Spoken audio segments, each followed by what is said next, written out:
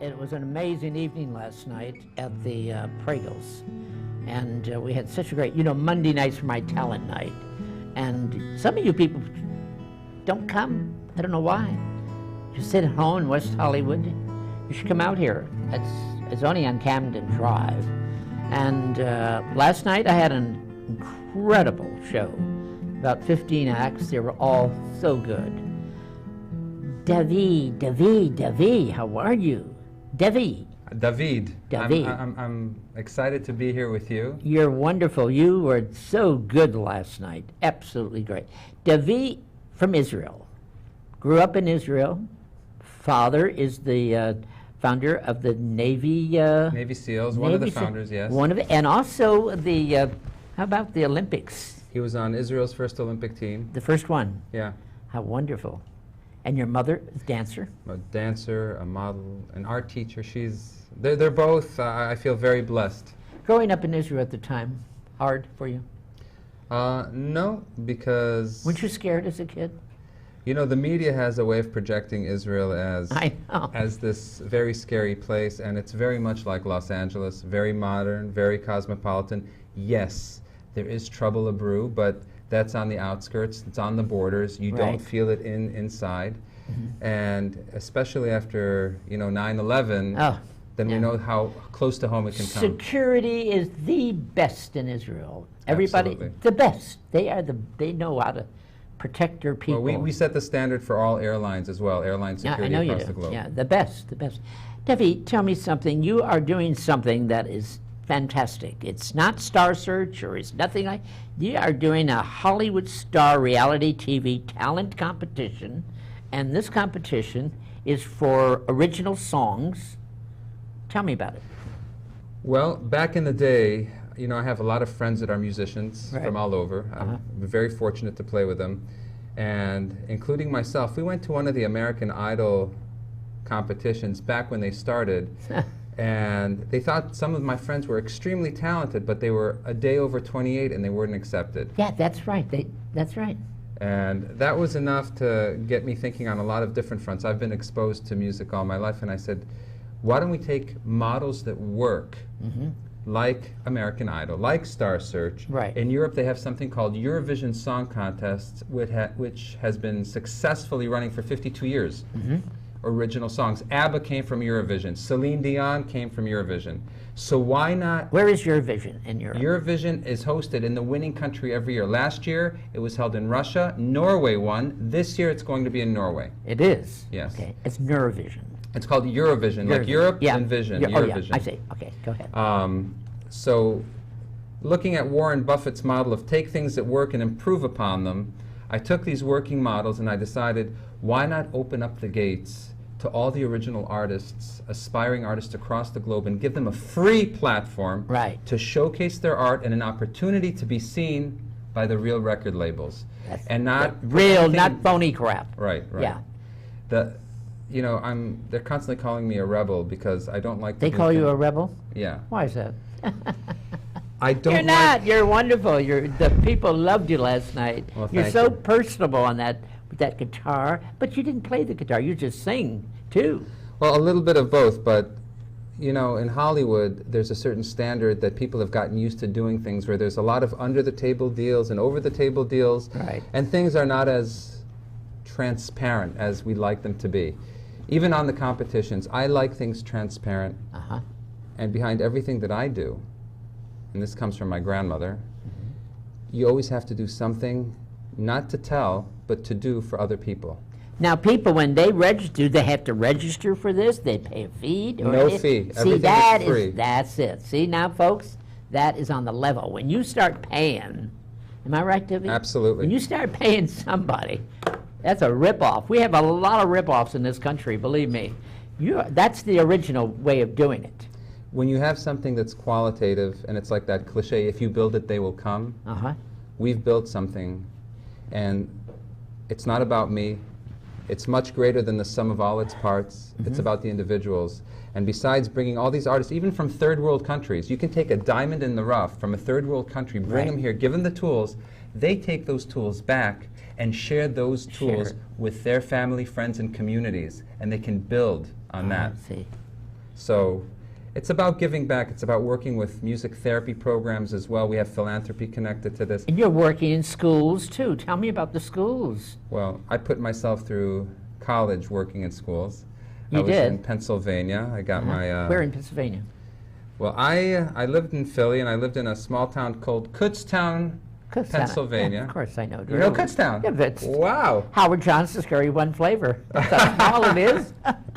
Go ahead. People here don't know Howard Johnson's. Or no, Friendly's ice cream. You're right. You're right. Has many flavors, ladies and gentlemen. So, actually, Kutztown University was founded as a teacher's college back in 1862, and now it's considered fourth in the nation for TV production. Oh. So I got my master's in media production, and while I was teaching in 3 different cities, I was teaching music, I was doing music therapy programs, I was teaching Hebrew, and it was exciting. I loved it. You're so young. You look so young on that stage. He looks like 14. You'll never know, but you're really young looking, and you've done all this. Really. Well, there's a lot more to do. Tell me about your dad. You say you just lost him, and he had... He had Alzheimer's. He was battling Alzheimer's, and his name was Raphael. Raphael. And to meet him is really to love him. He was the least materialistic. I like that, what you just said. To meet him is really to love him. That's lovely. He was the least materialistic person I ever met. He won many medals. You wouldn't see one of them. You know, as a kid, I'd love to show off to my friends. I mean, look at all my father's medals, but he didn't care about medals. He didn't care about degrees. He cared what he could teach you, what he could share with you. So I never had medals to show off. It was all about, David, are you enjoying school? Good. He doesn't care about the grades. As long as I'm learning something, and as long as I want to keep moving forward. He devoted a lot of time to working with the mentally handicapped. He donated thousands of hours, and in the prison systems. That's great. You know who does that? Jim Brown, that black football player. I've interviewed him. Great guy. Same thing.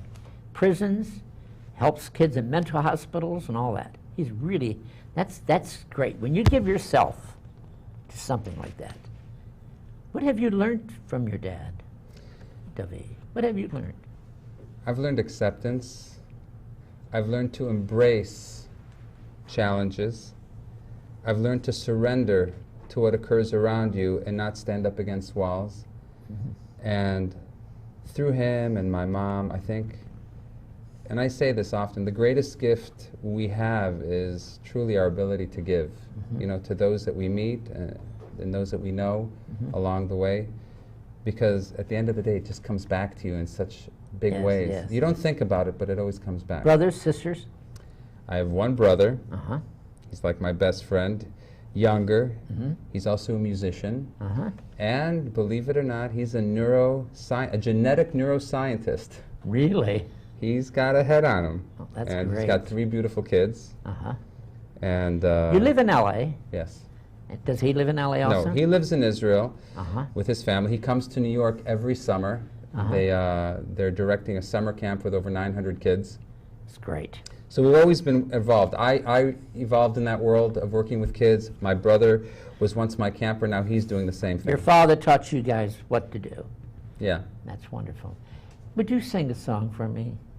Okay. You do your original songs. Now, for this organization, it's all original. All original songs. So if there are artists out there That's it. Go ahead. that have original music and they are not signed to a major label, they're on independent labels, they have the opportunity to showcase their music in over 53 countries every day. 53 countries? Yes. Go ahead. The website is Hollywood No, you Stars can't do Music. that Oh, right I'm now. sorry. We can't. We'll do it later. But Okay. you just still get a hold of me. Okay. Right here in West Hollywood. You'll get all. That's fine. Go ahead. Go ahead. That's fine.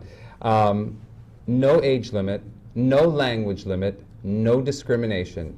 All you need to put it is your music. And if you want to get in contact with, it's next Monday, he's going to be at Prago's. You're going to come in Monday, right? Just for you? Just drop in at Prago's, bring your cards or whatever, or your songs, and you'll meet Dovey, and you can talk to him there, right? Is that okay? Absolutely. And they have to come through you. They have to come through you. They'll come down at Prago's, and that is on Camden Drive, ladies and gentlemen. See, there's a good opportunity for you to get there through this one. Now, see? Thank you. You're welcome. Play the song for me? Absolutely. How about I'll do one of your favorites? Okay.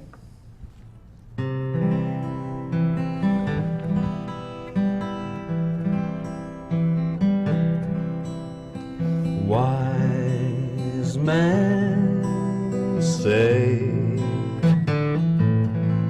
only fools rush in, but I can't help falling in love with you. Like a river flows surely to the sea, darling, so it goes. Some things are meant to be. Whoa, take my hand, take my whole life too.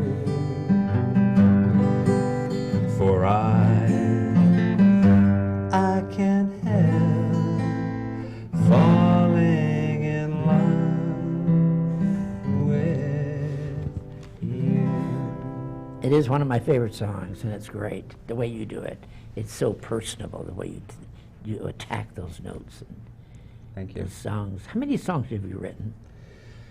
Ooh, I've probably written... Actually, you know what? It's relative. Close to 100 songs. Really? I've recorded. Yeah, go ahead. I've recorded one CD, one album that's out now. That was a project of passion, and that led me to creating that other project to bring other artists and giving them the resources and tools to do that. I always wanted to help artists. The only way I could help them is by doing it in the club. You know what I mean? I've done it for David Moscow, my conductor, and myself. We've done it over 30-some years. We started at the E Little Club in Beverly Hills. And they're amazing. I mean, I was... My musicians, aren't they great? I'm in awe of A your great musicians. pianist I have, plays everything. And you know what I like? I like the fact, you know, in everything that I've studied, both in philosophy and theology, a lot of people talk about how ego can poison a creative environment. Yes. And when you see the people that you work with, you, Skippy, and yourself, you see how that's removed. There's a certain sense of candor, there's a certain sense of truth, and you're the person who sets that tone. And when I watched your musicians supporting these young artists, they are full of gusto, and anything that they can do to make them sound better, they do, from backup vocals to the decorations musically, and it's all attributed because of you. You put them together.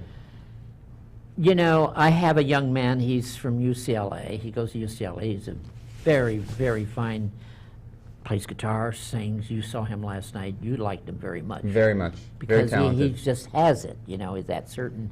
He's got the it. Yeah, that it. We have, people do have that it there. You come in, we have a girl, you didn't see her last night. She's got it too. Plays guitar and sings.